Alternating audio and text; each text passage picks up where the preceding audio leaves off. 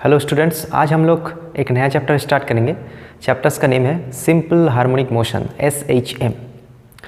तो simple harmonic motion समझने से पहले हम लोग पहले ये देख लेते हैं कि व्हाट इज़ पीरियोडिक और harmonic motions. What is periodic motions? The motion which repeats after a regular interval of time is known as periodic motions. Periodic motion होने के लिए दो चीज़ चाहिए, एक तो मोशन का रिपीट होना है, मतलब एक ही तरीके से वो रिपीट होगा, और एक रेगुलर इंटरवल के बाद रिपीट होना चाहिए। जैसे कि क्लॉक का सेकेंड हैंड 60 सेकेंड बाद फिर वापस वहाँ पे आ जाता है और वो रिपीट हो रहा है, एक ही चीज़ बार बार हो रहा है और 60 सेकेंड बाद वो वापस आ रहा है। फर्स्ट टाइम में 60 लगा, सेकेंड टाइम में भी 60 लगा, मतलब वो एक रेगुलर इंटरवल टाइम के बाद आ रहा है, जिसका एक टाइम पीरियड है, उसको हम लोग बोलते हैं पीरियोडिक मोशन और हार्मोनिक मोशंस। और जब पीरियोडिक मोशन की बात आता है तो वहाँ पे कुछ चीज़ों को ध्यान में देखना पड़ेगा। एक चीज़ है टाइम पीरियड, इसके बारे में पता होना चाहिए, capital T। Frequency small f, दोनों में रिलेशन क्या है? T = 1/f। What is time period? जितना टाइम बाद वो रिपीट हो रहा है, एक पर्टिकुलर टाइम के बाद रिपीट हो रहा है, तो जो टाइम इंटरवल के बाद वो मोशन रिपीट हो रहा है उसको हम लोग बोलते हैं टाइम पीरियड। और फ्रीक्वेंसी क्या है? एक सेकेंड में कितना बार रिपीट हो रहा है वो फ्रीक्वेंसी है। Okay, F is the number of oscillations, number of repetition पर unit time is known as frequency. और दोनों में क्या रिलेशन है? स्मॉल f = 1/t, क्योंकि टी टाइम में कंप्लीट हो रहा है एक ऑसिलेशन, तो एक टाइम में कितना oscillation? 1/t, and that is nothing but frequency. So frequency is equals to 1/t। ये हम लोग पहले ही पढ़ चुके हैं, एंगुलर फ्रीक्वेंसी की सारा चीज़ हम लोग पहले के चैप्टर्स में, एंगुलर मोशन चैप्टर्स में पढ़ चुके हैं। अब हम लोग देख लेते हैं कि एक स्पेशल टाइप ऑफ मोशन होता है, तो उसको हम लोग ऑसिलेशन बोलते हैं। कब ऑसिलेशन बोलते हैं? जब एक ही जगह में वो टू एंड फ्रो मोशन करता है। जैसे कि एक पेंडुलम, इसको थोड़ा सा हम लोग मीन पोजीशन में थोड़ा सा हटा के छोड़ देंगे तो वो ऐसे ऐसे मोशन को रिपीट करेगा। तो यहाँ पे भी पीरियोडिक मोशन हो रहा है, एक पर्टिकुलर टाइम के बाद वो रिपीट हो रहा है, यहाँ से आके फिर एक हो रहा है, लेकिन वे घूम नहीं रहे, वो टू एंड फ्रो मोशंस, एक ही जगह में टू एंड फ्रो मोशन। तो इस टाइप का मोशन वो भी पीरियोडिक मोशन ही है, उसको हम लोग क्या बोलते हैं? ऑसिलेशंस। ओके, पीरियोडिक मोशन का एक स्पेशल कैटेगरी है oscillations, to and fro motion of particles along same lines. अब देखते हैं special case, simple harmonic motions. Periodic motion होना तो जरूरी है, लेकिन पीरियोडिक मोशन में एक स्पेशल कैटेगरी है। अगर पार्टिकल का एक्सेलरेशन एक फिक्स्ड पॉइंट की ओर हो, if the acceleration of particle is always acting toward a fixed point, मतलब हमारे पास एक पॉइंट है तो उसका एक्सेलरेशन हमेशा इधर होगा, पॉइंट की ओर होगा। It is independent of where the particle is. Particle अगर राइट साइड में भी होगा तो भी इधर होगा, अगर पार्टिकल यहाँ पे भी है तो भी इसका इधर ही होगा। मतलब पार्टिकल कहीं पे भी रहे, उसका एक्सेलरेशन हमेशा इस पॉइंट की ओर होगा। क्वाइट नेचुरल, एक्सेलरेशन जिधर होता है उधर क्या होता है? फोर्स भी होता है, मतलब उसका फोर्स एक पर्टिकुलर पॉइंट की ओर होगा, बोल सकते हैं हम लोग। और जो एक्सेलरेशन का वैल्यू होगा वो डिस्प्लेसमेंट के साथ प्रोपोर्शनल होगा। कहाँ से मेजर करेंगे डिस्प्लेसमेंट? मीन पोजीशन से या फिर ये सेंटर ऑफ ऑसिलेशन से। हम लोग एक एग्जांपल लेते हैं तो इसको हम लोग अच्छे से समझ पाएंगे। ये एक लाइन है, ये है O, सेंटर ऑफ ऑसिलेशंस। सो इसका एक्सेलरेशन क्या होगा? एक्सेलरेशन हमेशा क्या होना चाहिए? प्रोपोर्शनल टू x होना चाहिए, डिस्प्लेसमेंट के साथ प्रोपोर्शनल होनी चाहिए। अगर पार्टिकल यहाँ पे है P पॉइंट पे और वो कितना डिस्टेंस दूरी पे है? x डिस्टेंस दूरी पे है। Right now the particle is at P, that mean it is displace by distance x from the mean positions. So mean position से इसका डिस्प्लेसमेंट x है, सो एक्सेलरेशन क्या होगा? इसके साथ प्रोपोर्शनल होगा। जितना ज़्यादा हम लोग डिस्प्लेस करेंगे उतना ही ज़्यादा उसका एक्सेलरेशन होगा, और उसका डायरेक्शन क्या होगा? हमेशा सेंटर की ओर होगा। तो हम लोग देख रहे हैं, ये अगर हम लोग सेंटर ऑफ ऑसिलेशन या फिर ओरिजिन मान के चले तो x के साथ ये प्रोपोर्शनल है, वो तो ठीक है। डायरेक्शन क्या है? ये is proportional to -x। In order to include the direction we must include negative sign. मतलब अगर हम लोग वेक्टर वे में लिखेंगे कि एक्सेलरेशन जो है वो तो हमेशा इधर काम करेगा, एक्सेलरेशन, और डिस्प्लेसमेंट तो इधर हुआ है, तो एक्सेलरेशन और डिस्प्लेसमेंट हमेशा अपोजिट होगा। अगर हम लोग डिस्प्लेसमेंट इधर करते हैं, एक डिस्प्लेसमेंट इधर करते हैं, तो भी डिस्प्लेसमेंट तो इधर होगा लेकिन एक्सेलरेशन इधर होगा। एक्सेलरेशन हमेशा एक सेंटर की ओर होगा। हम उधर जाएंगे तो भी इधर को फोर्स लगेगा, या फिर एक्सेलरेशन होगा, इधर जाएंगे तो इधर होगा, एक पर्टिकुलर पॉइंट की ओर होगा। इसको हम लोग सिंपल हार्मोनिक मोशन बोलते हैं। एक अच्छा सा एग्जांपल लेते हैं, सिंपल पेंडुलम। सिंपल पेंडुलम जो है एक धागे के साथ एक छोटा मेटल बॉब हम लोग लगा देते हैं और उसको हम लोग डिस्प्लेस करेंगे, लेकिन थोड़ा सा डिस्प्लेस करेंगे, ज़्यादा नहीं करेंगे, तो फिर ये ऐसा ऐसा हो जाएगा। ऐसा नहीं चाहिए, हम लोग लीनियर मोशन कर रहे हैं। ये क्या है? Linear motion. Simple harmonic motion एक ही लाइन के बराबर। तो इसको थोड़ा सा डिस्प्लेस करके छोड़ देंगे तो ये क्या होगा, एक पर्टिकुलर जगह से यहाँ से लेके यहाँ तक ऑसिलेट होता रहेगा, ऑसिलेट होता रहेगा। तो अगर ये बॉब अब जब यहाँ पे है तो क्या होगा, उसका टेंडेंसी हो इधर आना। क्यों? क्योंकि इसका एक्सेलरेशन हमेशा इधर होता है। हम लोग दाएं तरफ ले जाएंगे तो एक्सेलरेशन इधर होगा, यानी फोर्स भी इधर होगा। अगर हम लोग इसको बाएं तरफ ले जाएंगे तो एक्सेलरेशन और फोर्स दोनों ही इधर होगा, और फिर यहाँ आएगा, फिर इधर जाएगा, चलता रहेगा। तो ये ऑसिलेशन है। यहाँ पे ध्यान देने वाली बात है कि इस ऑसिलेशन के लिए क्या क्या चीज़ों की ज़रूरत होता है। दो चीज़ की ज़रूरत होता है। एक होता है इलास्टिसिटी और नंबर 2 होता है इनर्शिया।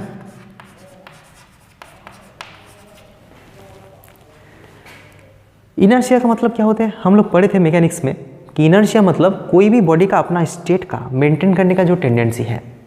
मतलब जो चल रहा है वो चाहते हैं कि वो चले, और जो रेस्ट में है वो चाहते हैं अपने आप रेस्ट में रहे, उसमें कोई प्रॉब्लम नहीं। ठीक है, तो उसका टेंडेंसी कितना ज़्यादा है वो डिटरमाइन करते हैं इनर्शिया कितना ज़्यादा है। स्टैटिक इनर्शिया, काइनेटिक इनर्शिया, ये सब हम लोग पढ़े थे। तो इनर्शिया के वजह से क्या होता है, पार्टिकल्स रेस्ट में नहीं हो पाते हैं। जैसे कि इस पार्टिकल को डिस्प्लेस करके इधर करके हम छोड़ देंगे, तो जब ये वापस यहाँ पे आएगा तो यहाँ पे रेस्ट नहीं होगा, वो वापस इधर चला जाएगा। क्यों? क्योंकि यहाँ से यहाँ तक आने तक उसका एक वेलोसिटी गेन हो गया है। अब उस वेलोसिटी के चलते, मतलब इनर्शिया के चलते, वो रेस्ट नहीं हो पाएगा, काइनेटिक इनर्शिया, तो उस इनर्शिया की वजह से वो इधर चला जाएगा। लेकिन जब ये इधर जाना स्टार्ट करेगा तो इधर की एक फोर्स लग रहा है, तो ये भी वेलोसिटी डिक्रीज होगा, डिक्रीज होते होते यहाँ पे 0 हो जाएगा। फिर क्या होगा, ये वापस यहाँ पे क्यों आएगा? इनर्शिया के वजह से ये बॉडी यहाँ पे ना रुक के यहाँ पे चला जाएगा, और वापस कौन लाएगा? इलास्टिसिटी। इलास्टिसिटी क्या चाहते हैं? हमेशा अपने मीन पोजीशन को पकड़ के रखते हैं। रबर को हम लोग इधर खींचते हैं, छोड़ देते हैं, फिर वापस आ जाता है।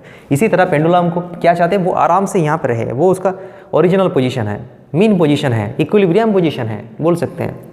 तो उसको अगर डिस्टर्ब करेंगे तो वो वापस लाने का एक टेंडेंसी है। किसके लिए? इलास्टिसिटी के लिए। तो इलास्टिसिटी क्या करता है?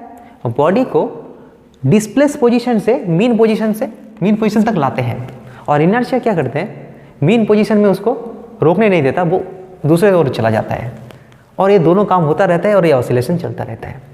So this 2 factors are very important in maintaining a oscillation, elasticity and inertia.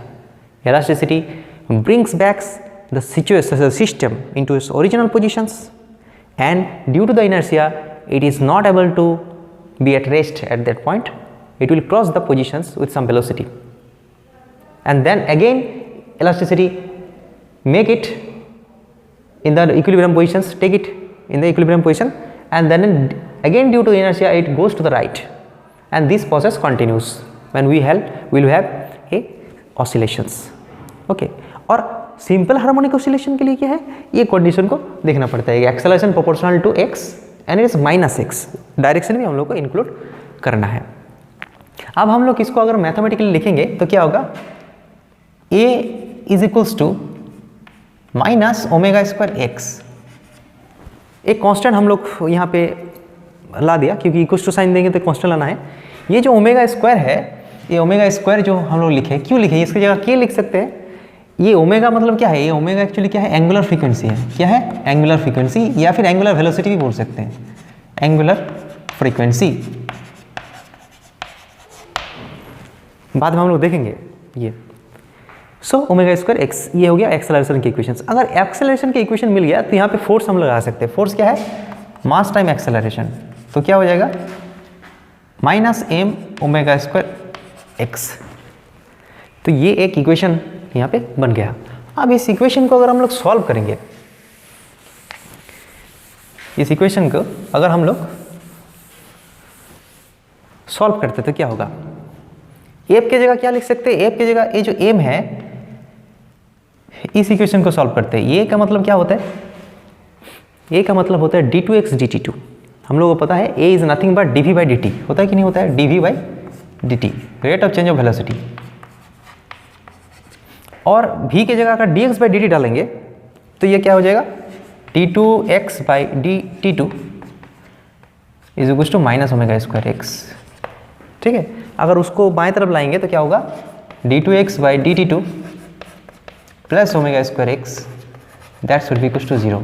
तो यहाँ पे एक इक्वेशन आ गया है हमारे पास, सिंपल हार्मोनिक मोशन का एक इक्वेशन आ गया है। इसके बोलते हैं डिफरेंशियल इक्वेशन। क्या बोलते हैं, differential equation of simple harmonic motion, differential equation of SHM। What is normal equation, normal equation हम लोगों को पता है कि x + 3 = 7, ये एक इक्वेशन है, यहाँ से हम लोग x का वैल्यू निकाल सकते हैं। सिमिलरली डिफरेंशियल इक्वेशन मतलब क्या होता है, मतलब कोई एक फंक्शन x y उसका डिफरेंशिएट फॉर्म में dx dy dy by dx ऐसे फॉर्म में एक कॉम्पैक्ट दिया रहता है और वहाँ से x निकलना है, वहाँ से क्या निकलना है, x निकलना है। तो अगर हम लोग इसका सॉल्यूशन निकालते हैं तो इसका वैल्यू क्या आ जाएगा, इसका वैल्यू आ जाएगा अप्रॉक्सीमेट, इसका वैल्यू आ जाएगा। एक्चुअली इसका सॉल्यूशन की एक प्रोसेस है जो कि मैथमेटिक्स में हम लोग सीखेंगे। सो x इक्वल टू क्या हो जाएगा, a sine omega t plus 5, ऐसा कुछ होगा। ये इसका सॉल्यूशन है। ठीक है, इसका अगर सॉल्यूशन निकालते हैं कि x का वैल्यू क्या था कि उसका डिफरेंशिएट करके a इक्वेशन मिला, तो x का वैल्यू ये निकलने वाला है, x equal to a sine omega t plus 5 ऐसे निकलेगा। ठीक है, t मतलब टाइम, ओमेगा मतलब एंगुलर फ्रीक्वेंसी। तो यहाँ पे हम लोग देख गए हैं इसका सॉल्यूशन से कि जैसे जैसे हम लोग टाइम बदलेंगे, अलग अलग टाइम डालेंगे, उसी हिसाब से ये फैक्टर चेंज हो जाएगा और उसी हिसाब से साइन के बीच में जो एंगल है अगर चेंज हो जाएगा तो इसका वैल्यू चेंज हो जाएगा और एक्स का वैल्यू भी कॉरस्पॉन्डिंगली चेंज हो जाएगा। मतलब अलग अलग टाइम में जो पार्टिकल्स है वो अलग अलग पोजीशन में रहेगा। ये क्वाइट नेचुरल है क्योंकि वो ऑसिलेशन हो रहा है तो हर अलग अलग टाइम में वो अलग अलग जगह पर रहेगा। इसका कुछ टर्मिनोलॉजी होता है वो भी हम लोग देख लेंगे। यहाँ पे कोई इंपॉर्टेंट फैक्टर्स है, जैसे कि ये जो फैक्टर्स है, ये फैक्टर साइन के बाद ब्रैकेट में जो होता है, मतलब बेसिकली यहाँ पे क्या है, ओमेगा टी प्लस 5, ये जो फैक्टर है इसको हम लोग बोलते हैं फेज। क्या बोलते हैं, फेज। फेज का मतलब है जैसे कि हम लोग बोलते हैं कि ये आदमी बहुत ही खराब फेज से जा रहे हैं लाइफ का। इसका मतलब क्या होता है, इसका मतलब होता है वो किस हाल में है, तो ये पार्टिकल्स किस पोजीशन में है, किस हाल में है, that is determined by the phase. क्योंकि साइन के बाद ब्रैकेट में जो है वो फेज है, इसको हम लोग क्या बोलते हैं, फेज। तो जैसे जैसे हम लोग इसका वैल्यू चेंज करेंगे 0, 30 डिग्री, 45 डिग्री, 60 डिग्री, 90 डिग्री, तो साइन के बाद अगर एंगल चेंज करते रहेंगे तो पूरा चीज़ का वैल्यू चेंज हो जाएगा। कॉरस्पॉन्डिंगली एक्स का वैल्यू भी चेंज हो जाएगा क्योंकि एक्स के साथ ये रिलेटेड है। ठीक है, तो इसको हम लोग क्या बोलते हैं, फेज बोलते हैं। अब ये जो फाई है, सिर्फ फाई, इसको हम लोग बोलते हैं इनिशियल फेज। क्या बोलते हैं, इनिशियल फेज। इनिशियल फेज मतलब क्या होता है, टोटल फेज तो ये है, साइन के बाद एंगल में, एंगल के अंदर ब्रैकेट में जो भी है वो फेज है, उसी के ऊपर डिपेंड करता है कि ये किस सिचुएशन में, किस हाल में रहेगा। लेकिन t=0 जब था तो उस वक्त जो फेज था, जैसे कि t=0 डालेंगे तो फेज का वैल्यू क्या रहेगा, सिर्फ 5 रहेगा। तो इसको हम लोग बोलते हैं इनिशियल फेज। मतलब स्टार्टिंग में t=0 जब स्टार्ट कर रहे हैं तब वो कौन सा पोजीशन में है, वहाँ से डिटरमाइन होता है कि वो इनिशियल फेज है क्या है उसका। ठीक है, तो इसका अगर हम लोग ग्राफ बनाएंगे तो हम लोग मान लेते हैं कि ये जो इनिशियल फेज है, इनिशियल फेज का वैल्यू हम लोग 0 भी मान सकते हैं। 0 कब होगा इनिशियल फेज का वैल्यू, जब हम लोग मीन पोजीशन से स्टार्ट करेंगे। अगर हम लोग बीच से स्टार्ट करेंगे तो इनिशियल फेज क्या होगा, 0 होगा। ठीक है, तो मान लेते हैं हम लोग बीच से स्टार्ट कर रहे हैं। So phi is equal to 0 as we start from mean position, mean और equilibrium positions. Mean positions, what is mean position, जहाँ पे बॉडी रिलैक्स है, इक्विलिब्रियम पोजीशंस।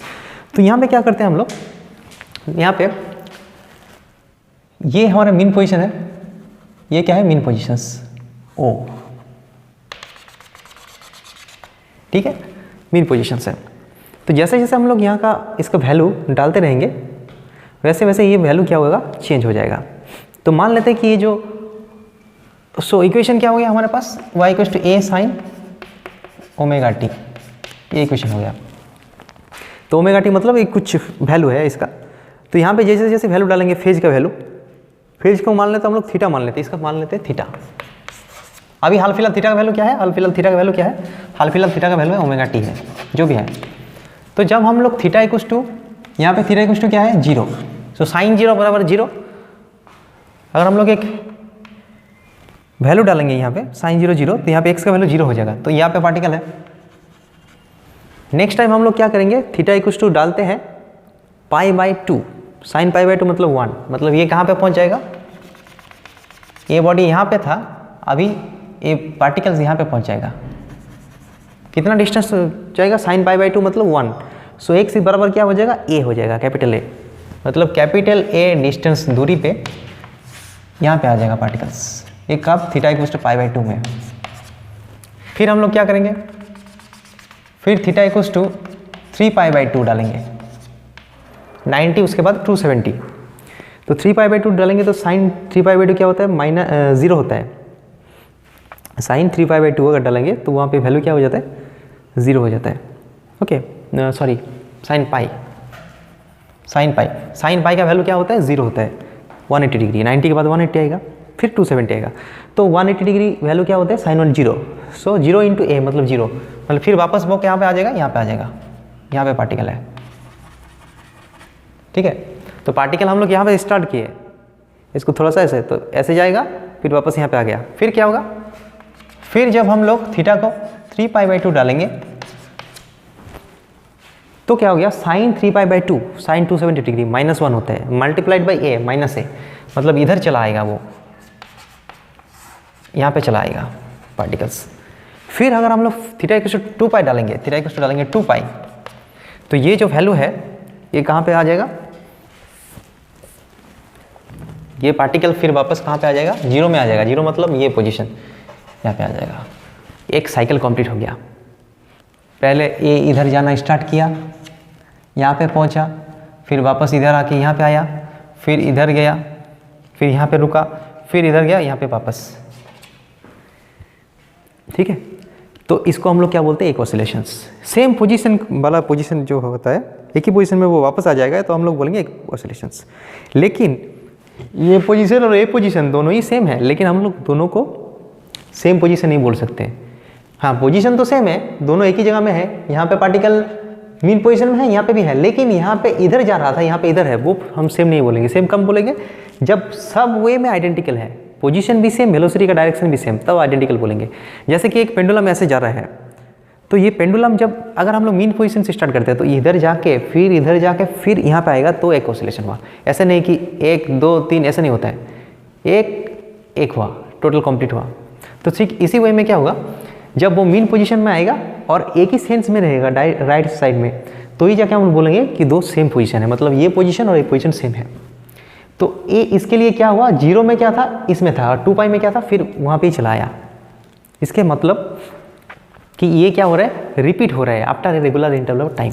कितना टाइम पर रिपीट हो रहा है, क्योंकि थीटा इज इक्वल्स टू 2π में वो रिपीट हो रहा है।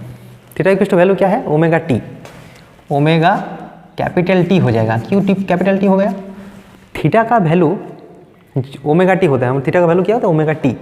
जैसे जैसे स्मॉल टी बदलेंगे वैसे वैसे थीटा भी बदलेगा। सो जब थीटा इक्वल्स टू 2π होता है तो एक बार कंप्लीट रोटेशन होता है, मतलब एक बार रिपीटेशन होता है, और जिस टाइम में वो रिपीट होता है उसको हम लोग क्या बोलते हैं, टाइम पीरियड बोलते हैं। मतलब जब थीटा की जगह हम लोग 2π डालेंगे तो स्मॉल टी की जगह क्या डालना पड़ेगा, कैपिटल टी, क्योंकि capital T is the time period. So small T is equals to capital T when theta equals to 2π। Okay, so यहाँ पे ओमेगा टी बराबर क्या हो जाएगा, 2π। सो टी बराबर क्या हो जाएगा, 2π बाई ओमेगा। तो एक फॉर्मूला निकल गया जो कि हम लोगों को पहले से ही मालूम था कि capital T time period 2π by angular frequency ऐसा होता है। तो ये ऐसे क्या होता है, ये मोशन एक पर्टिकुलर टाइम इंटरवल के बाद रिपीट होता है। ठीक है, और उसका अगर हम लोग ग्राफ बनाएंगे, ये तो हम लोग फिजिकली देख लिया कि ऐसे ऐसे हो रहा है, तो उसका साइन फॉर्म में एक ग्राफ आएगा, तो उसको भी देखेंगे।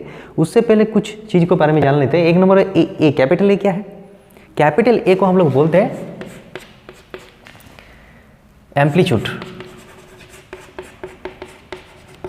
व्हाट इज एम्पलीट्यूड, एम्पलीट्यूड मतलब हम लोग देख रहे हैं कि ये जो पार्टिकल है वो एक पर्टिकुलर जगह में है, उससे बाहर नहीं जा रहा है। ये 0 में था, उसके बाद यहाँ पे आया, फिर इधर ए गया, वहाँ पे एक प्लस ए गया, हमें माइनस ए गया, फिर वापस आ गया, मतलब एक पर्टिकुलर प्लेस में वो चल रहा है ऐसे। तो मीन पोजीशन से वो दाएं तरफ कुछ डिस्टेंस जा रहा है और बाएं तरफ कुछ डिस्टेंस, दोनों ही सेम है। तो जो मीन पोजीशन से वो मैक्सिमम कितना जा रहा है, दाएं और बाएं, मीन पोजीशन के दाएं और बाएं वो मैक्सिमम कितना जा रहा है, उसको हम लोग बोलते हैं डिस्प्लेसमेंट। जैसे कि एक पार्टिकल्स -5 से +5 सेंटीमीटर तक जा रहा है, मतलब उसका एम्पलीट्यूड कितना है, मीन पोजीशन से वो मैक्सिमम कितना जा रहा है, 5 दूर में जा रहा है। तो हम लोग इसको क्या बोलेंगे, what is amplitude, it is the maximum displacement from mean position. Displacement on either side, इस बात को लिखना है, on either side of mean position, either side of mean positions. Okay, बाकी सब टाइम पीरियड और फ्रीक्वेंसी का डेफिनेशन तो हम लोग पहले ही देख चुके हैं। और ये जो पूरा चीज़ है इसको हम लोग बोलेंगे फेज। हालांकि हम लोग स्टार्टिंग यहाँ से किए हैं, तो उसका फेज क्या होगा, स्मॉल t = 0 में उसमें कोई फेज नहीं था, इसीलिए उसका फेज क्या किया, 0 डाल दिया। लेकिन अगर वो दाएं तरफ से शुरू होता था, अगर एक पेंडुलम बीच से शुरू हो रहा है तो उसमें इनिशियल फेज 0 है, लेकिन वो दाएं तरफ शुरू होगा, मतलब वो स्टार्टिंग में कुछ फेज है, तो उसको हम लोग क्या बोलते हैं, फाई बोलते हैं, जो कि क्या होगा यहाँ पे π/2 होगा। ठीक है, इसका कोई मतलब नहीं कोई मीन पोजीशन में शुरू होगा, वो दाएं तरफ किसी भी पोजीशन से हम लोग शुरू कर सकते हैं उसको। तो उसी हिसाब से इसका फाई भी चेंज हो जाएगा, मतलब उस एंगल के अंदर, साइन के बाद जो एंगल है, ये जो पूरा एंगल है, इसके अंदर t = 0 में, मतलब स्टार्टिंग में कितना एंगल बचा है, वो कैसे डिटरमाइन होगा, डिटरमाइन होगा कि वो कहाँ से स्टार्ट हो रहा है उसके ऊपर। क्योंकि हम लोग मीन पोजीशन से स्टार्ट कर रहे हैं तो इसका वैल्यू हाल फिलहाल क्या है, 0 है। तो हम लोग क्या करेंगे, हम लोग एक इक्वेशन हम लोग को मिल गया, x = a sin ωt + phi, displacement का इक्वेशन मिल गया कि डिस्प्लेसमेंट जो है वो टाइम के साथ साथ कैसे बदल रहा है। तो अगर डिस्प्लेसमेंट मिल जाता है तो हम लोग कॉरस्पॉन्डिंगली वेलोसिटी, एक्सेलरेशन सब कुछ निकाल के उसका ग्राफ आसानी से बना सकते हैं, उसमें कोई दिक्कत नहीं। So let us draw the graphs of displacement versus time, velocity versus time, acceleration versus time, this. Okay, हम लोग जो फर्दर कैलकुलेशन करने वाले हैं वहाँ पे मान लेते हैं सिंप्लिसिटी के लिए कि इनिशियल फेज 0 है, मतलब उसका इक्वेशन क्या है, x = a sin ωt, displacement is a function of time, in which way, this way. उसका भी ग्राफ बनाएंगे। तो उससे पहले हम लोग वेलोसिटी निकाल लेते हैं। वेलोसिटी का फॉर्मूला क्या होता है, dx/dt। तो इसका करना है डिफरेंशिएशन, तो साइन का डिफरेंशिएशन करने से होता है cos, और क्योंकि t की जगह ωt है तो यहाँ पे ओमेगा वापस आ जाएगा। ठीक है, इसका एक रूल्स है, जैसे कि हम लोग ddx ऑफ sin x करेंगे तो आंसर में आएगा cos x, लेकिन अगर हम लोग ddx ऑफ sin 3x करेंगे तो आंसर में तो cos 3x आ जाएगा, लेकिन क्योंकि x के जगह हम लोग 3x लिए हैं तो यहाँ पे 3 बार मल्टीपल होगा। तो उसी रूल को हम लोग यहाँ पे फॉलो कर रहे हैं, क्योंकि t के जगह ωt है तो वो कोएफिशिएंट बाहर में मल्टीपल हो जाएगा। तो अब हम लोग अगर एक्सेलरेशन निकालते हैं तो क्या होगा, dv/dt, मतलब ω माइनस साइन हो गया, माइनस साइन ωt, और ओमेगा बाहर आएगा ये। ठीक है, तो ये क्या इक्वेशन है, 3 इक्वेशन है, x, v और a का with respect to time. 1 by 1 हम लोग क्या करेंगे, उसका ग्राफ ड्रॉ करेंगे। तो पहले हम लोग अगर हम लोग x वर्सेस t का ग्राफ ड्रॉ करते हैं, x वर्सेस t, तो हम लोग क्या करते हैं, एक टेबल बनाना पड़ता है यहाँ पे और कुछ पॉइंट्स डालना पड़ता है। अगर हम लोग t की जगह, t मतलब क्या होता है, टाइम, तो हम लोग को पता है कि जब टाइम का वैल्यू 0 डालेंगे तो x का वैल्यू क्या होगा, 0 होगा,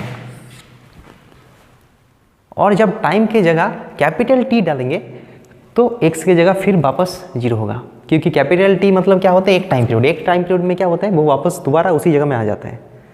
ठीक है, तो हम लोग मान लें ये जो टाइम पीरियड है इसको 4 भाग में डिवाइड कर लिए हैं।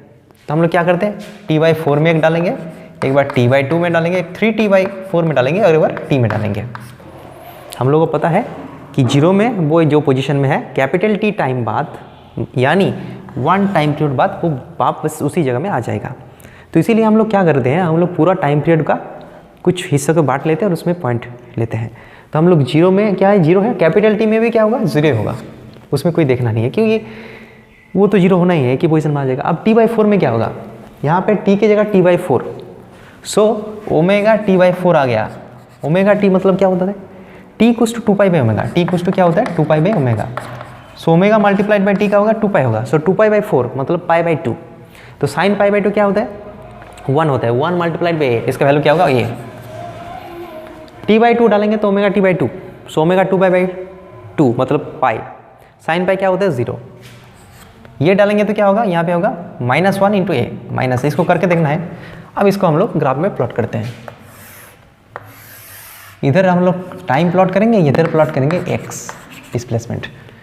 तो ये 0 है, मान लेते हैं ये 0 है और एक कैपिटल टी है, तो उसको आधा में आधा कर लेते हैं, टी बाई 2 होगा, ये पॉइंट होगा टी बाई 4, ये होगा 3 टी बाई 4, कुछ पॉइंट्स मिल गया हम। तो जब टी 0 तो x 0, तो यहाँ पे एक पॉइंट मिल जाएगा, सेकेंड मिल जाएगा टी बाई 4 में कैपिटल है, मान लेते हैं ये डिस्प्लेसमेंट ये है और इधर डिस्प्लेसमेंट माइनस है। व्हाट इज कैपिटल है एम्पलीट्यूड, मीन पोजीशन से ऊपर और नीचे कितना जा रहा है मैक्सिमम, वो है एम्पलीट्यूड। तो टी बाई 4 में ए होगा, तो टी बाई 4 में यहाँ पे एक पॉइंट मिल जाएगा, फिर टी बाई 2 में मिल जाएगा यहाँ पे मिल जाएगा माइनस ए और यहाँ पे मिल जाएगा ए। तो इस पॉइंट्स को अगर हम लोग जोड़ देते हैं ये ए, तो यहाँ पे एक साइन कर्व आने वाला है। अब कोई पूछ सकता है कि सर यहाँ पे तो कैसा भी हो सकता है कर्व, हाँ हो सकता है, लेकिन हम लोग को और पॉइंट लेने की ज़रूरत होता है जो हम लोग नहीं लिए हैं। अगर लेंगे तो ग्राफ ऐसा आएगा, इसको हम लोग साइन ग्राफ बोलते हैं, साइन ग्राफ होगा, साइन फंक्शन का ग्राफ ऐसे होता है। तो ये है डिस्प्लेसमेंट वर्सेस टाइम का ग्राफ। सिमिलर वे में हम लोग वेलोसिटी वर्सेस टाइम का ग्राफ भी आसानी से ड्रॉ कर सकते हैं। उसके लिए कुछ भी नहीं चाहिए, हम लोग जो ग्राफ नॉर्मल ड्रॉ करते हैं वैसे ही बनाना है, एक टेबल्स टी और वी, इसका भी एक ही काम है। 0 में इसका वेलोसिटी क्या है, cos 0 मतलब क्या होता है, cos 0 1 होता है, सो ये ओमेगा ए है, और कैपिटल टी टाइम में भी ओमेगा ई होगा, लेकिन उसके बीच में अलग अलग पॉइंट में अलग होगा। अगर हम लोग टी बाई 4 डालेंगे वहाँ पे, सो ओमेगा टी बराबर 2 पाई डालेंगे, 2 पाई बाई 4 मतलब pi by 2, cos pi by 2 मतलब क्या होता है 0 होता है, तो ये 0 हो जाएगा, ये माइनस ओमेगा ये हो जाएगा, ये 0 हो जाएगा, ये ओमेगा हो जाएगा। इसको अगर हम लोग प्लॉट करते हैं, देखना थोड़ा सा करके, मैं थोड़ा सा जल्दी कर रहा हूँ, स्मॉल टी, और यहाँ पे है v। अच्छा, इसका मैक्सिमम वैल्यू क्या हो रहा है, जैसे कि इसका एक मैक्सिमम वैल्यू है x का, तो वेलोसिटी का मैक्सिमम वैल्यू क्या है, x का मैक्सिमम वैल्यू क्या है, x मैक्स कैपिटल A, जिसे हम लोग एम्पलीट्यूड बोलते हैं, और v का मैक्सिमम वैल्यू क्या है, मतलब एम्पलीट्यूड क्या है उसका, किस वैल्यू के अंदर वो वेरी कर रहा है, ओमेगा ए, या a का मैक्सिमम क्या होगा माइनस ओमेगा स्क्वायर है, ये इसका मैक्सिमम वैल्यू होगा, करके देख लेना है। तो मान लेते हैं कि ओमेगा स्क्वायर ये है ए माइनस ओमेगा स्क्वायर ए है, तो पहले ही वैल्यू है उसका, सॉरी ओमेगा ए, पहला ही वैल्यू मिलेगा 0 में मिलेगा ओमेगा ए, मतलब यहाँ पे एक पॉइंट मिलेगा कॉस फंक्शंस, टी बाई 4 में 0, इसी के नीचे करते हैं टी बाई 4 यहाँ पे 0 होगा, फिर टी बाई 2 में माइनस ओमेगा, यहाँ पे टी बाई 2 जो है वो माइनस ओमेगा, यहाँ पे एक पॉइंट मिलेगा, फिर टी बाई 4 में यहाँ पे 0 मिलेगा, और यहाँ पे टी में मिलेगा ओमेगा ए, मतलब इस जगह में ऐसे पॉइंट मिलेगा। ठीक है, इसको लिख लेना है, इस जो पॉइंट्स है इसको लिखना जरूरी है, और ये हो गया टी। तो इसका ग्राफ क्या होगा, इसका ग्राफ अगर ज़्यादा से ज़्यादा पॉइंट लेंगे तो ऐसा ग्राफ होगा, साइन के जैसा ही होगा दिखने में, देखिए थोड़ा सा अलग है, वो अलग पॉइंट से स्टार्ट होता है, इसको हम लोग बोलते हैं कोसाइन ग्राफ। और हम लोग को पता है कि कॉस हमेशा 0 में क्या होता है मैक्सिमम होता है, और 90 में 0 होता है, साइन क्या होता है 0 में 0 होता है लेकिन 90 में मैक्सिमम होता है, तो ये यहाँ से 0 से स्टार्ट होगा, लेकिन ये मैक्सिमम पॉइंट से स्टार्ट होगा, इसको हम लोग कोसाइन ग्राफ बोलते हैं।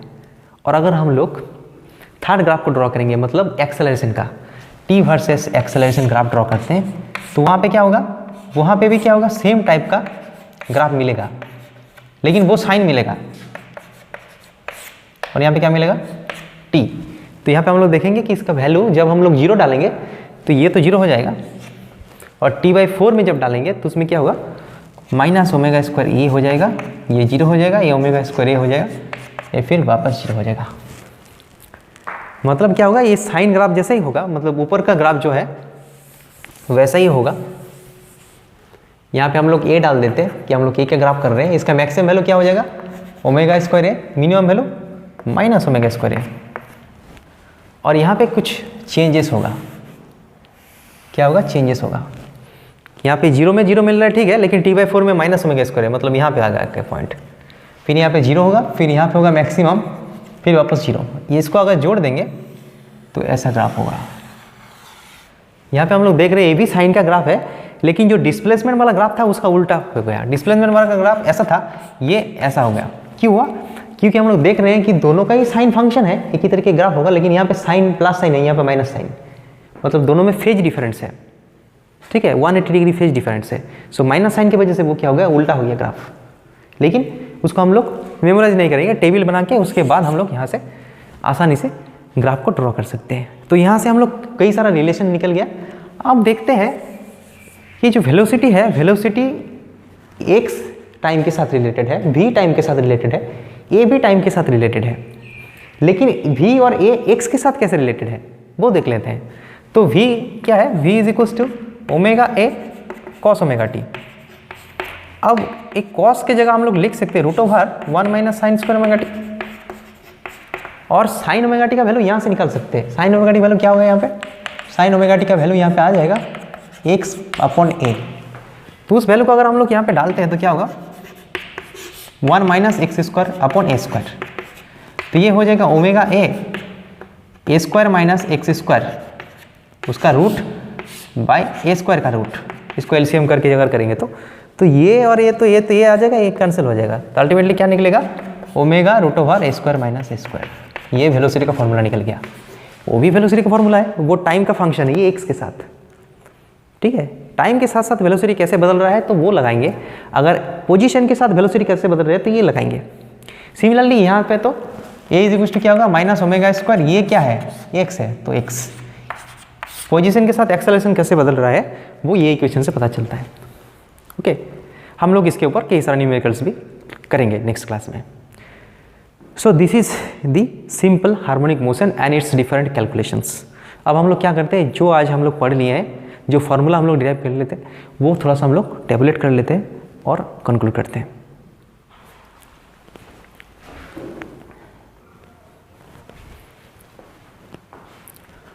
तो यहाँ पे हम लोग कुछ फार्मूला डिराइव कर लिए हैं और इसके ऊपर फर्दर हम लोग न्यूमेरिकल सॉल्व करेंगे, तो ये फार्मूला हम लोग को यूज़ करना है। तो ये फार्मूला को मेमोराइज करने से पहले हम लोगों को समझना चाहिए कि ये कैसे डिराइव होता है, और इसको मेमोराइज करना भी नहीं चाहिए, क्योंकि ये जो दो फार्मूला है v और a, ये क्या होता है? Dependent on x। जैसे हम लोग x डालेंगे उसी हिसाब से इसका फार्मूला भी चेंज हो जाता है। हाल फिलहाल हम लोग इनिशियल फेज 0 डाला है, मतलब y = x = a sin omega t form में है, इसीलिए वेलोसिटी कॉस में आ रहा है और ये साइन में आ रहा है। लेकिन अगर हम लोग यहाँ पे ओमेगा t + π/2 डाल देते हैं तो उसी हिसाब से क्या होगा? ये दोनों फार्मूला भी चेंज होगा। इसीलिए हम लोग फार्मूला मेमोराइज नहीं करेंगे, हम लोग सिर्फ इसको देखेंगे कि इसका वेरिएशन कैसे हो रहा है। तो उसको अगर हम लोग डिफरेंशिएट करेंगे तो वेलोसिटी निकल जाएगा और कॉरस्पॉन्डिंगली एक्सेलरेशन निकाल सकते हैं। लेकिन ये दो फार्मूला हमेशा वैलिड है।